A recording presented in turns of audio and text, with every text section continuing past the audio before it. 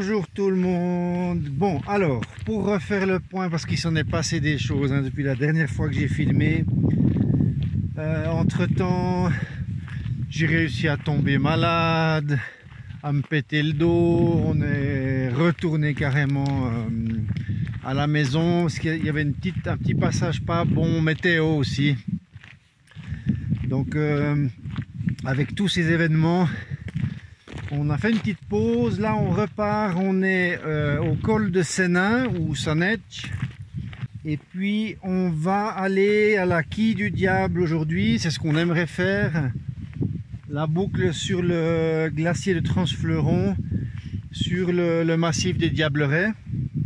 J'ai jamais fait cette randonnée, donc je découvre aussi. Je voulais voir justement tout le lit glaciaire. C'était recouvert ici avant par un glacier qui s'est retiré avec la fonte. Donc voilà, c'est une nouvelle découverte.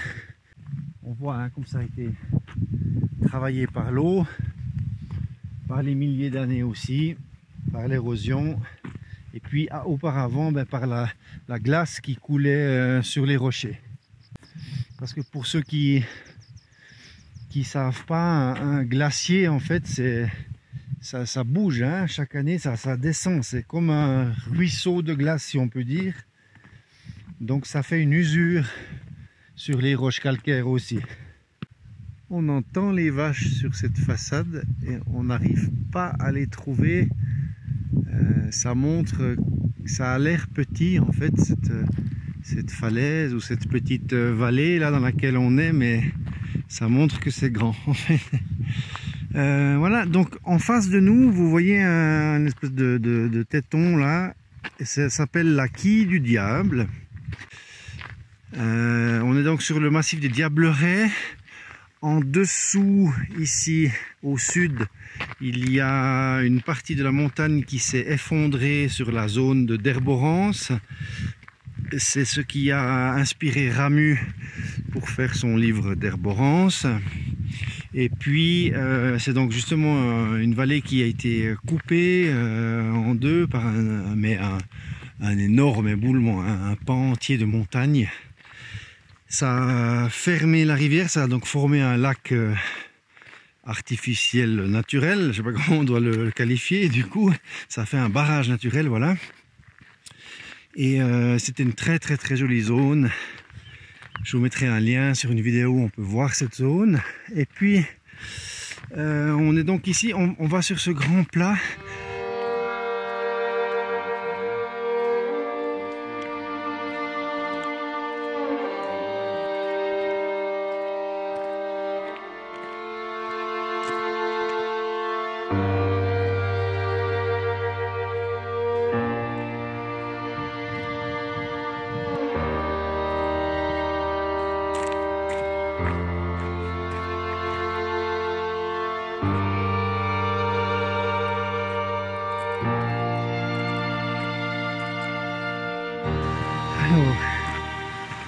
On avance pépère, c'est très beau, ça change vite, c'est assez immense. C'est ce qu'on disait avant, c'est qu'on a peu de relations, comment on va dire, on n'a pas de référence, voilà, il n'y a pas un arbre ou voilà, il faudrait un promeneur là-dedans. Et puis en fait ces névés qui ont l'air de petites taches sont tout de même bien grands. Ouais, c'est génial, c'est génial. On entre dans un autre monde. Cette falaise, elle est gigantesque en dessus de nous.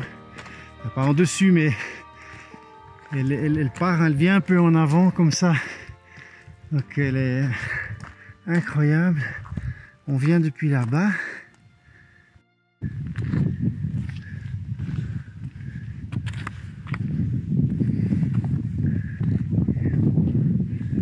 Voilà la roche dont je vous parlais, qui était le lit du glacier. On va la rencontrer encore plus visiblement plus haut.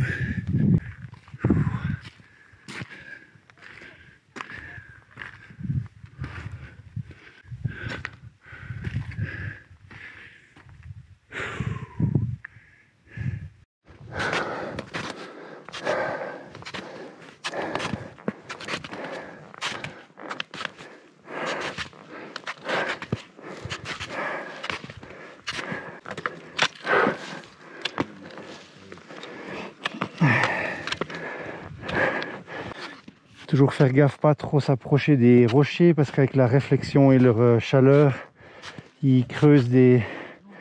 Enfin, ils font fondre dessous. Je peux faire des casquettes en fait. Là c'est tout, c'est minuscule, mais je veux dire à une grande échelle, c'est possible d'avoir quelques dangers quand même.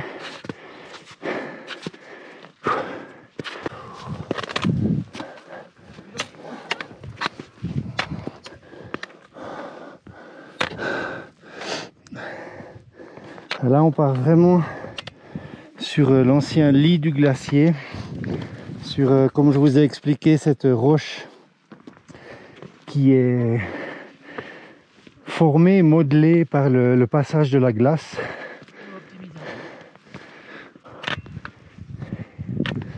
En tout cas c'est incroyable de marcher là-dessus, de savoir que c'est si vieux. Bon, après de penser aussi que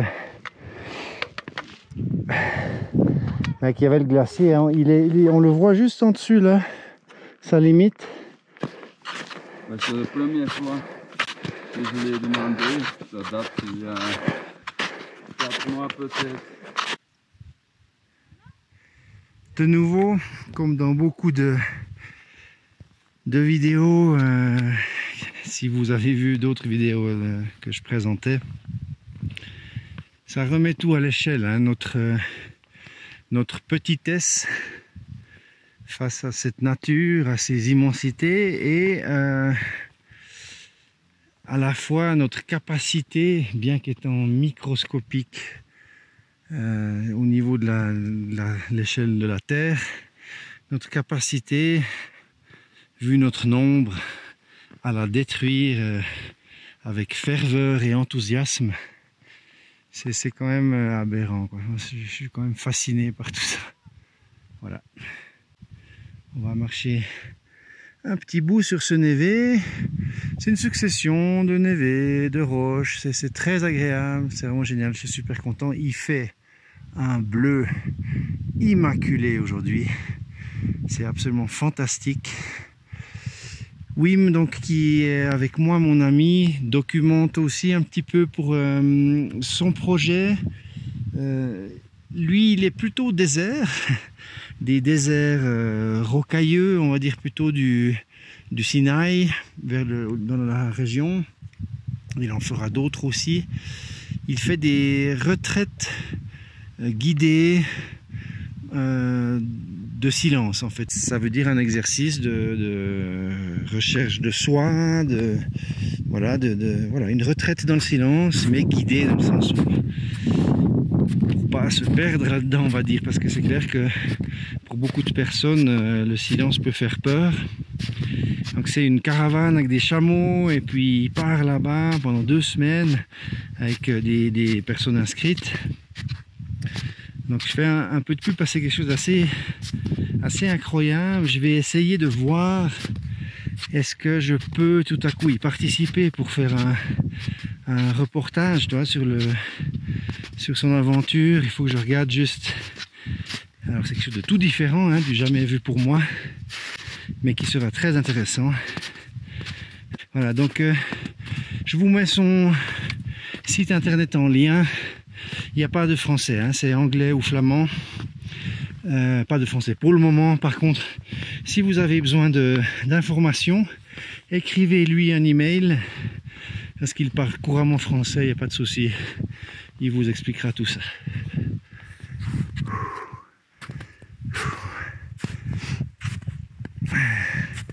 Waouh, yeah, fabuleux. C'est absolument fabuleux. Génial. Ok. On voit la dent d'errance en face. Je vais essayer de chercher les autres sommets. Incroyable, c'est génial. Et puis je vais vous emmener encore un petit peu plus haut, hein, donc on va pouvoir vous montrer encore plus de vues. Peut-être je le ferai en haut quand on a vraiment le top, le sommet. Je vous énumérerai, vous citerai un petit peu les sommets qu'il y a là.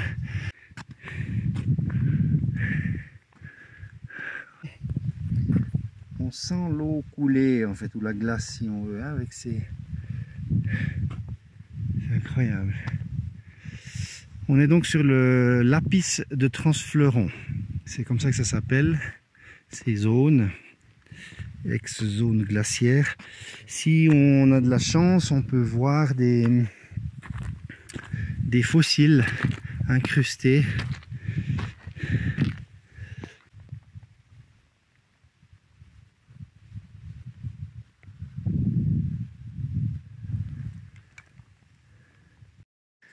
C'est toi qui me tires des boules de neige. Je me disais, mais il y a des choses qui tombent de mon sac que je ne comprenais pas bien. Certainement des grandes boules.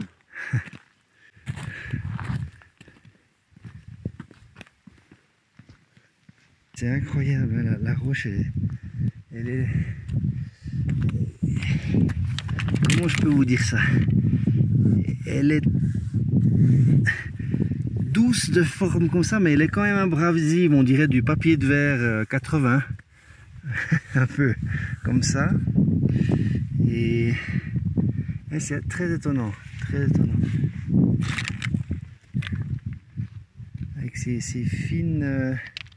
ces fines stries, enfin c'est des couches hein, de je sais pas quoi, de quartz ou quelque chose comme ça. C'est fabuleux. Pour un petit trou d'eau là. Il y a du monde, hein. La cabane de Prat-Rochet c'est quand même connu. Du coup c'est quelque chose de bien fréquenté parce qu'en fait c'est pas si difficile que ça. On peut monter jusqu'au col, on peut faire ce tour, c'est pas dangereux, c'est relativement plat, c'est super.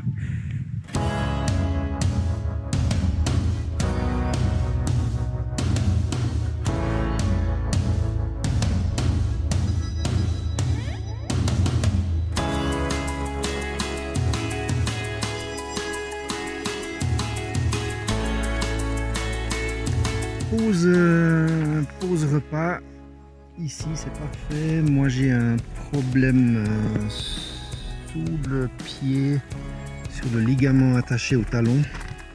Depuis le début, hein, je me suis fait mal à la maison en fait, bêtement, en faisant un étirement débile.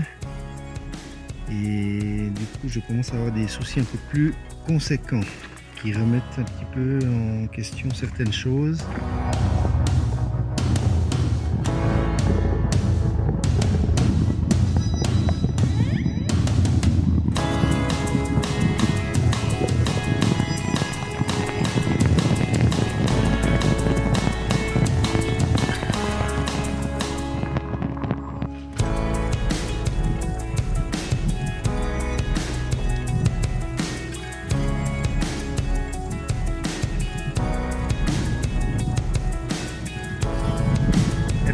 C'était une petite pause, vraiment tip top, on refait le monde, on partage. Moi j'ai un petit souci, comme dit avant, toujours sur le ligament, donc j'ai plus grand chose qui est sûr, je dois juste écouter le corps pour pas me blesser trop loin, pour que ça me ruine toute la saison de randonnée, c'est ça que je veux éviter. C'est un peu compliqué parce que ben voilà, je suis avec Wim, j'aimerais pouvoir continuer. Alors je vais peut-être pouvoir le faire, mais je ne sais pas dans quelle mesure.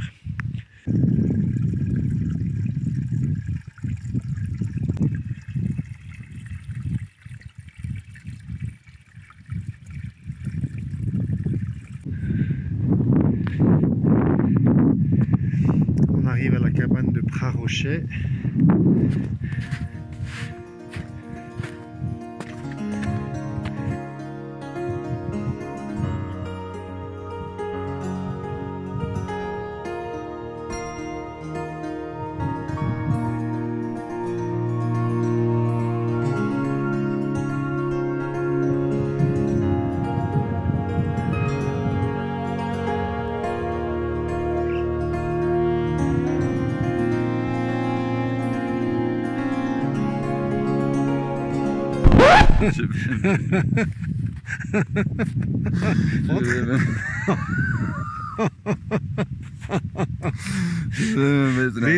Un peu de crème solaire. un peu de crème solaire. Ah là là, le gamin. Attends, je vais t'en prendre parce que je peux m'en mettre sur le visage. Je peux faire tout le corps avec ça. toi qui n'es pas trop produit. Ouais, mais là je le sens. Hein. Ouais, là, il faut faire gaffe, ça brûle. Oh là là. J'adore. Attends, je viens t'en piquer. Oh, Wim. Ah, Wim. Montre voir juste le visage. Oh, c'est parfait. Non, je te jure. Attends, mais en plus... Ah oui, ça va encore. Non, c'est surtout que mes lunettes, ça fait un effet, mais... Oh, cette merde. Ah, j'adore. Ah, je me suis pissé dessus. On se fait un petit chemin de traverse. Donc on n'est plus du tout sur le tracé là, parce qu'on avait envie de venir en bord de falaise, entre guillemets. Et le Sérac, il y a un joli tour, hein. J'étais arrivé sur l'arête ici, très très beau. On a donc le Weisshorn là-bas, Dent Blanche, ça c'est la vallée en fait d'Arola qui grimpe là-bas.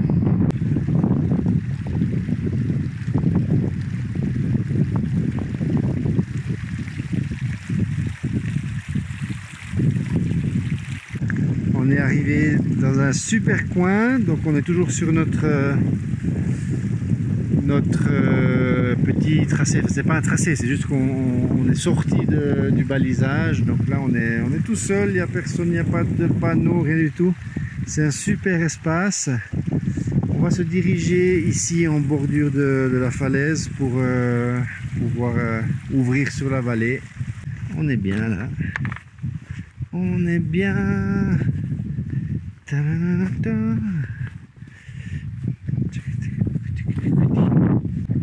C'est super, on entend l'eau passer sous les cailloux, on voit rien et tout à coup elle sort ici. Et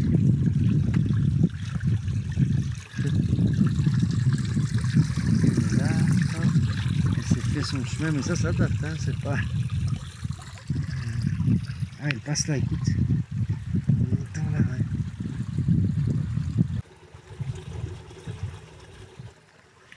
Par contre, il faut faire gaffe. Parce que là où c'est couvert de neige, tu peux avoir un trou plus important. Tu vois, il y en a un là-bas. Il y en a un là, je vais aller le voir. On va passer par là, comme ça on est sûr. Ça veut dire que tout ça, toute cette eau, elle part en cave, en cave, en grotte, je veux dire. Voilà. Et tu vois là, il y a des jolis trous. Hein.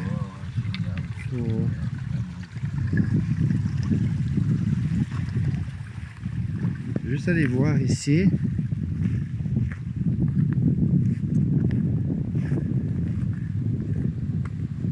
Ah ouais.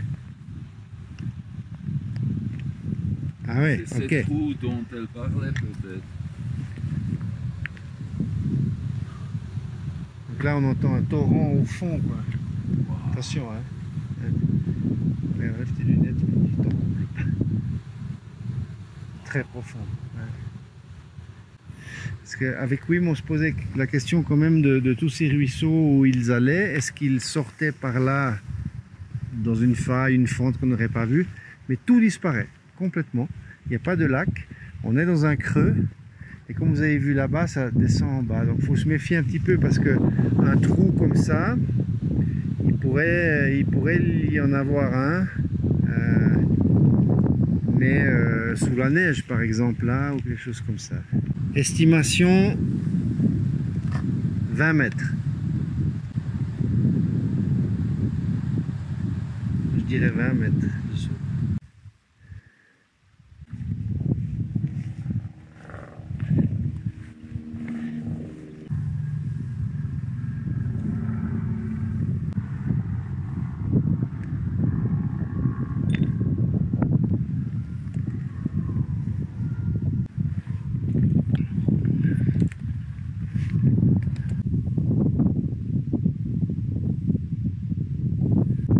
très impressionnant.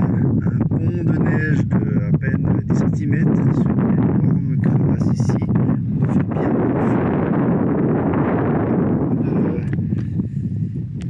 de crevasse, disons. Voilà, on voit une faille carrément là-bas qui remonte, qui remonte, qui remonte, qui remonte, qui remonte, qui remonte.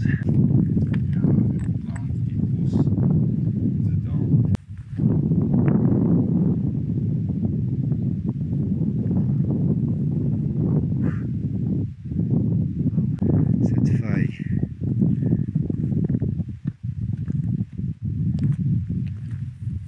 Je pense qu'il faut même se méfier des rochers sur lesquels tu marches, parce que tu as des ponts de cailloux aussi, tu vois. C'est en train vraiment de s'ouvrir et de s'effondrer là. Le petit chenil. Tout à coup. Ah, il y a encore ici encore des trous. Oui, on arrive au bord là.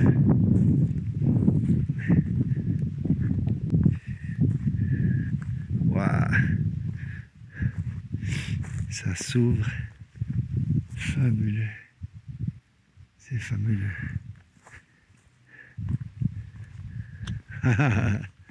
On y est.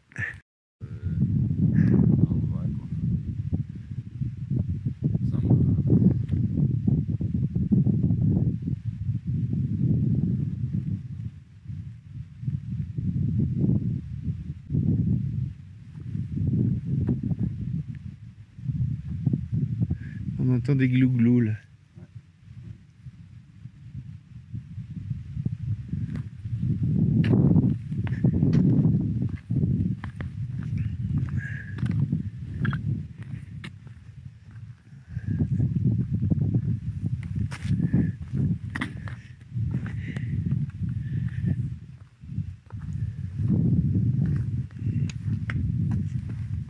On n'est finalement pas monté à la quille du diable.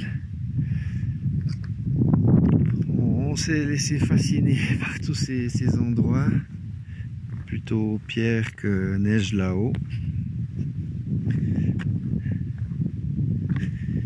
Ouais, il faut juste sauter d'un à l'autre. J'ai pas mis dans la neige.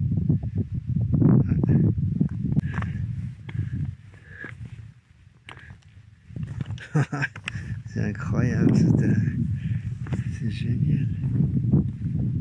En tout cas, c'est vraiment super.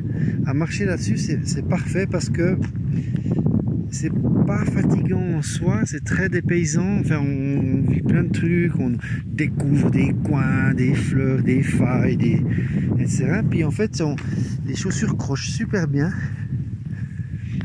et c'est très très agréable. Super.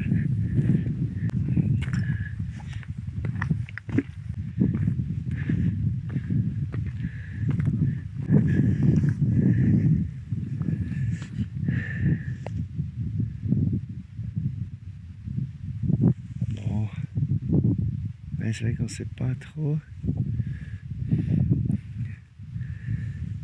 Mais bon, allez, je me lance. Ouais, mais peut-être très très impressionnant. Il y a des lignes hyper précises comme ça, hein, qui font toute la structure qui grimpe dans les deux sens. Ça se coupe, hein, on voit comme ça. C'est des cristaux. Donc c'est voilà, de la roche, je sais pas quoi, qui a subi des pressions énormes. Voilà, je connais pas tout, hein, mais il y a vraiment des lignes précises. C'est tout un réseau. C'est incroyable. Regarde ça.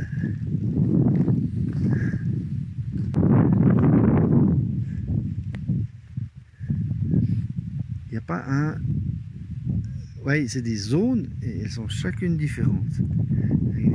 Pour les grands marcheurs, si vous voulez un tour comme ça, vous pouvez l'agrémenter d'autres choses. Hein, parce que là, en gros, c'est... Ah, il y a de nouveau un gouffre là.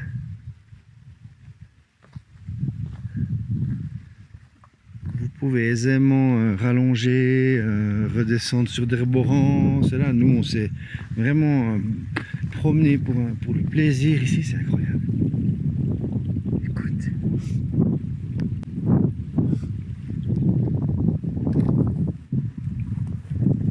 Je vais essayer de vous faire écouter, sans lâcher le téléphone si possible.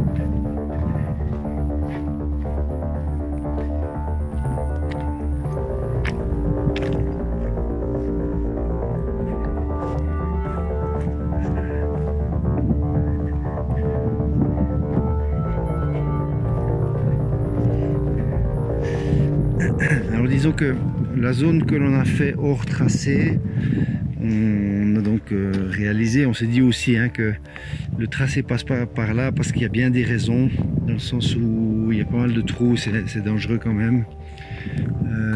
Donc voilà, c'est un truc qu'on a fait sur nous, qu'on a pris sur nous, mais il faut faire bien attention.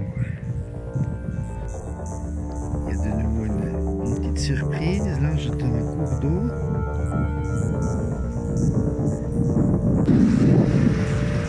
Ah, il est là.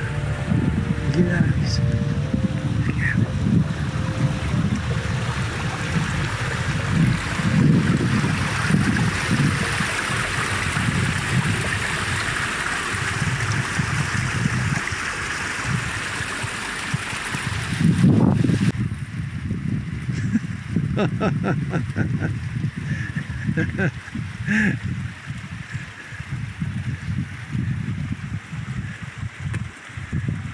C'est super.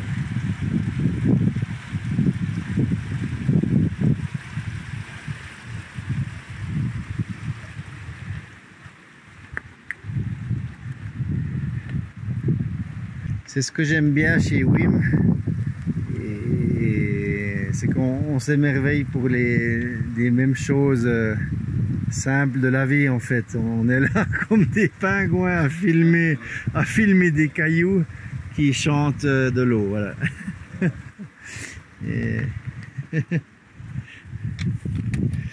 Alors là, il faut un peu se méfier, parce que c'est quand même...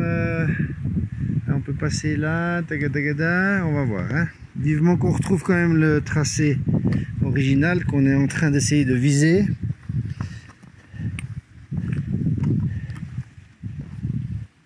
Allez, je vous laisse sur ces belles images.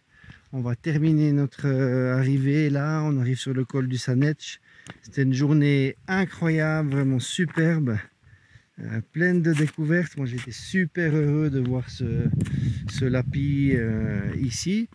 Et puis je vous souhaite de belles randonnées, soyez prudents, amusez-vous bien et à tout bientôt. Ciao, bye bye.